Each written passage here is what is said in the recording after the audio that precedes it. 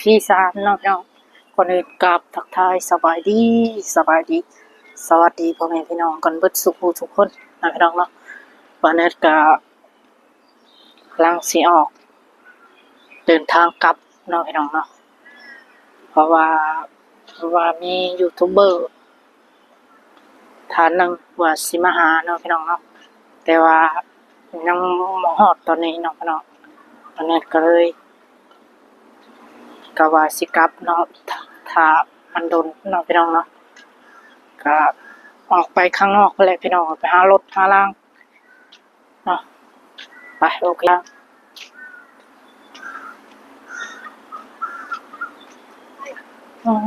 ภาพบรรยากาศเนาะพี่น้องเนาะสวยงามอลังการให้พี่น้องเดี๋ยววันนี้ก็จะออกเดินทางก่อนพี่น้องเนาะเพราะอาจารย์ขับมันมืด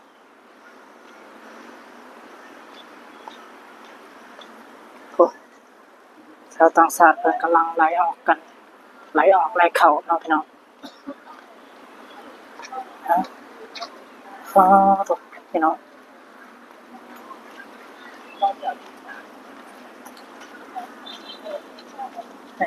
พี่น้อง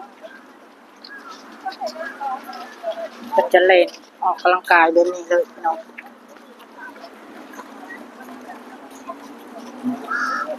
เอาเป็นแถวแบบนี้เลยพี่น้อง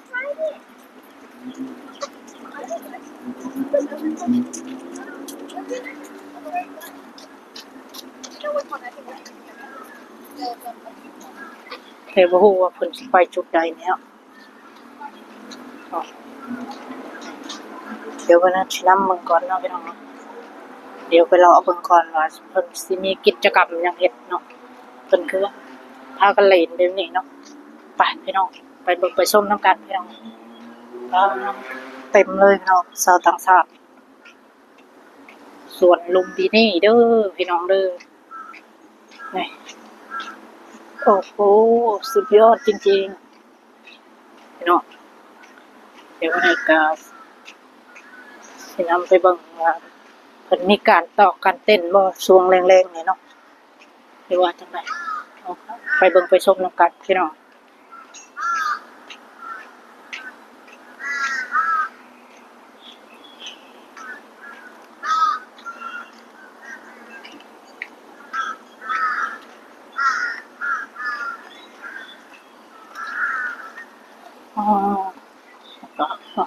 พี่น้องเพิ่นจะพากันเล่นแบบนี้เลยเด้อพี่น้องฝรั่งชาวต่างชาติเพิ่น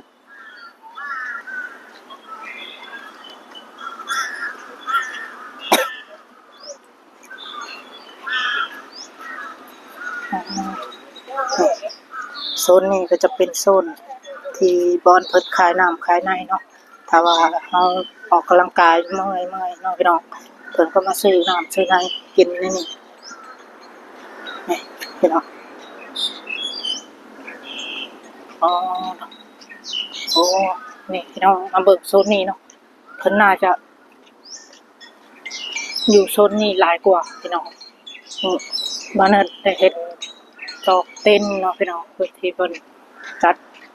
กะเกมหรือว่าจังไดเนาะโอ้พี่น้องโซนพุ่นเลยก็ไปเบิ่งไปชมนำกันพี่น้องเนาะมีแต่ชาวต่างชาติเลยพี่น้องคนลาวส่วนน้อยพี่น้องส่วนน้อย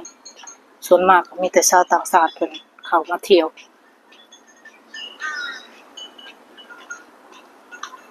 นี่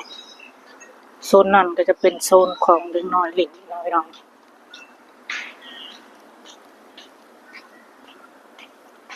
โซนเด็กน้อยเล่นนี่เพิ่นจะตามกลกันมาแบบนี้นำทางเล่นกันมาแบบนี้เลยพี่น้องเนาะนี่อันนี้จะเป็นเต้นบอนเพิ่นนั่งพักพี่น้องคิดว่าเพิ่นจะมีกิจกรรม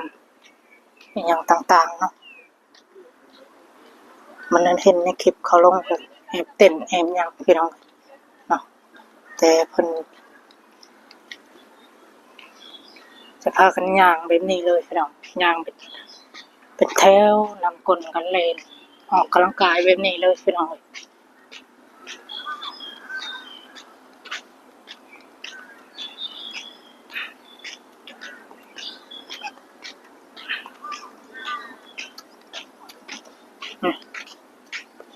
วยงามพี่น้องเนาะ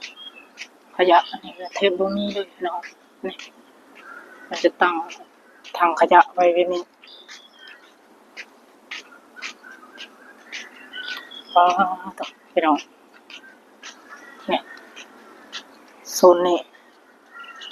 เดี๋ยวมันสิเลาะไปทางพุ่นอีกจะหน่อยเนาะพี่น้องเนาะเลาะไป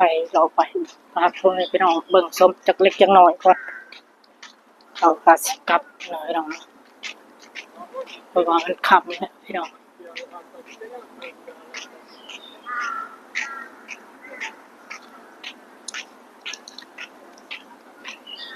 ตัวงามมาลีแล้วนี่พี่น้องเนาะบ้านเพิ่นเมืองเพิ่นจะมีตึกมีห่างนะพี่น้องนี่ตึกห่างนี่โอ้หลายพี่น้องนี่เพิ่นจะเปิดเพลงแล้วออกกำลังกายพี่น้องเนี่ยโซนนี้เพิ่นจะมาออกกำลังกายเนาะออกกำลังกายนั่งชมวิวพี่น้องบางคนก็นี่เด้อย่างนี้เนาะพี่น้องเนาะ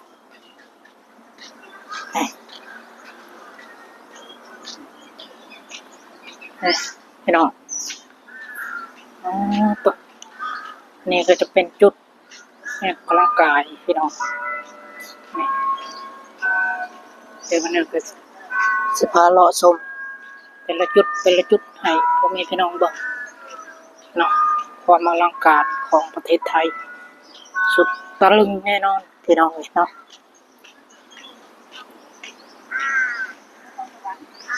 สวรรค์ก็ถึงแล้วเขามีแต่ชาวต่างชาติทั้งนั้นพี่น้องเป็นเขามาเที่ยว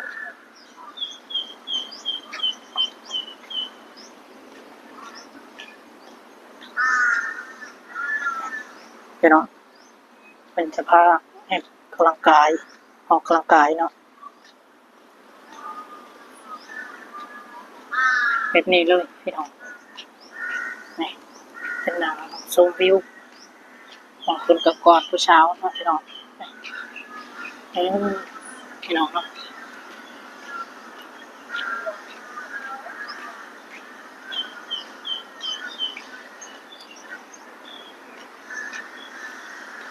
วันนี้ก็สิเลาะ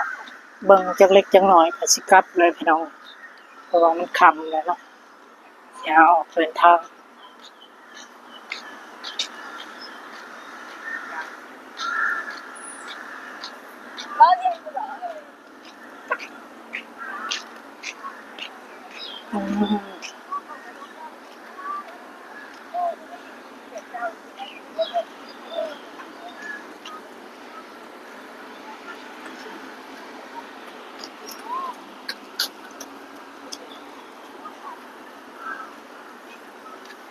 ก็มีเจ้าหน้าที่เนาะพี่น้องเนาะเพิ่นก็เล่นวนไปวนมาเพื่อความปลอดภัยเนาะพี่น้องเนาะเพื่อความปลอดภัยก็ซะนี่พี่น้องโซนนี้ก็จะเป็นโซนที่ว่าเพิ่นพดต้นไม้เลยพี่น้องใช้เพิ่นใช้สูตรนี้เลยพี่น้องกลางคืนก็น่าจะมีไฟแสงสีแล้วพี่น้องเพราะว่าเห็นในนี่เนาะพี่น้องเนาะกลางคืนนี่น่าจะมีไฟแสงสีแน่นอนพี่น้องว่าเนี่ยคิดว่าน่าจะสวยงามแน่นอนพี่น้องนี่น้ำแบบเพิ่นจะเอาน้ำขึ้นเป็นแบบนี้เลยพี่น้องนี่จุดนี้เนาะเป็นที่บอนพดต้นไม้หรือว่าพดหญ้านี่แหละพี่น้องให้มันเขียวขึ้นเนาะนี่บางคนกำลังเข้าบางคนกำลังออกนะพี่น้องเต็มเลยพี่น้อง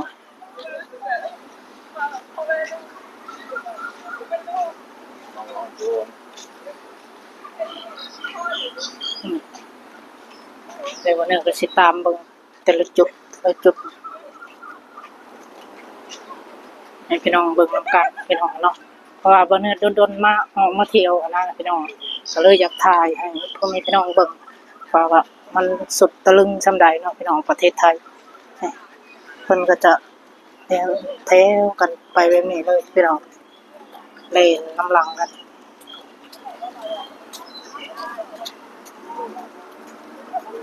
นี่เห็นบ่พี่น้องมันจะเล่นน้ำลังกันแบบนี้เลย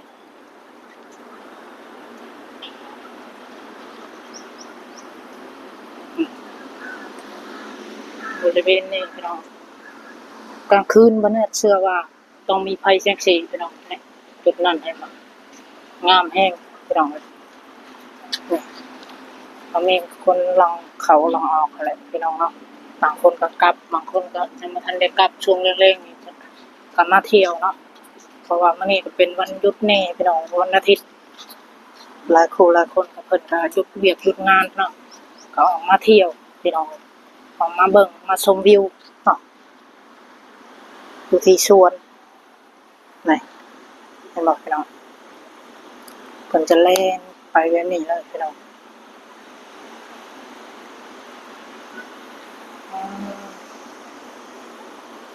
นี่พี่น้องคือว่าสวนนี่ก็กว้างพี่น้องวนไปวนมาย่างนี่เมื่อยพี่น้องเนาะโอ้ตึกห่างเบิ่งเอาพี่น้องเนาะอ๋อความอลังการของประเทศไทยไม่มีหน้าไหนที่จะสู้ได้เนาะทุกคน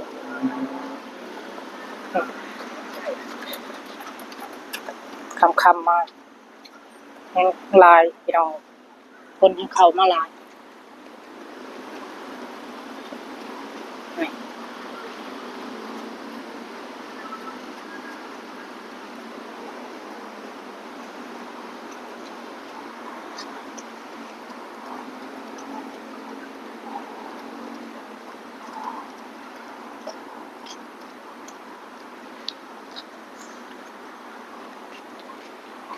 เนาะ